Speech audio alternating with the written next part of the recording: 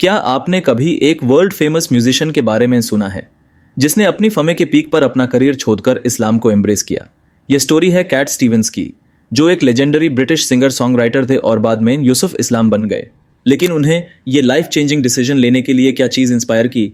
चलिए उनके इस इनक्रेडिबल जर्नी ऑफ फेथ को एक्सप्लोर करते हैं। कैट स्टीवंस का रियल नेम स्टीवन डिमित्र जॉर्जू था। उनका जन्म 21 जुलाई 10 साल चौथास को लंदन, इंग्लैंड में हुआ। उनका अपब्रिंगिंग एक मल्टीकल्चरल फैमिली में हुआ। उनके फादर ग्रीक ऑर्थोडॉक्स क्रिश्चियन थी और उनकी मदर स्वीडिश बैप्टिस्ट थी। उनके फैमिली का एक रेस्टोरेंट था, लेकिन यंग स्टीवन को बचपन से ही म्यूजिक और आर्ट का डीप पैशन था। 19 से 10 के मिड तक उन्होंने Cat Steven stage name adopt किया और उनका म्यूजिक करियर स्काई रॉकेट होने लगा।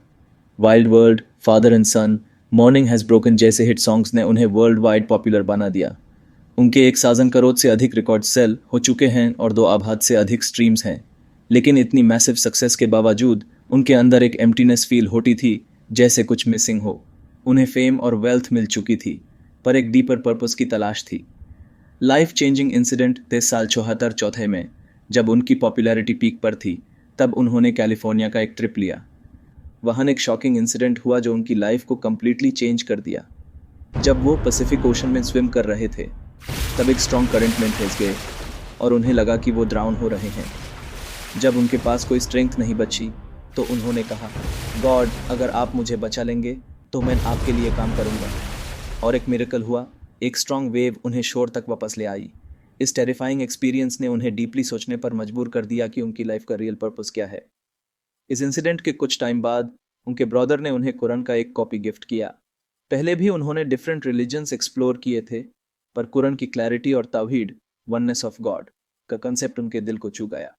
एक वर्स जो उनके हार्ट को डीपली टच किया, और ज़मीन पर घमंड से मत चालो, तुम न तो ज़मीन को चीर सकते हो और न कभी पहाड़ों की ऊंचाई तक पहुंच सकते हो। कुरान 17:37। ये वर्स सुनने के बाद उन्हें रियलाइजेशन हुआ कि उनकी फामे और रिचेस की कोई असली वैल्यू नहीं है अगर वो गॉड की गाइडेंस को फॉलो नहीं करते। रिवर्टिंग टू इस्लाम, बहुत रिसर्च और रिफ्लेक्शन के बाद उन्होंने इस्लाम एक्सेप्ट करने का डिसीजन लिया। 23 दिसंबर 1977 को उन्होंने शहादा ली और ऑफिशियली यूसुफ इस्लाम बन गए। Many fans couldn't understand why someone so successful would leave the music industry, but Yusuf Islam knew that his purpose was greater than fame. He completely stepped away from the spotlight and dedicated his life to Islamic education and charity. He established Islamic schools in the UK and engaged in humanitarian efforts worldwide. In later years, he returned to music, but with a new purpose. His songs now reflected his faith, love for humanity, and spiritual journey. One of his most famous Islamic songs, A is for Allah, has inspired millions around the world. Yusuf Islam's story teaches us that true success isn't in wealth or fame, but in finding one's purpose. His journey from being a world-renowned rock star to a man of faith reminds us that guidance can come in unexpected ways. Thank you for watching. Let us know your thoughts in comments.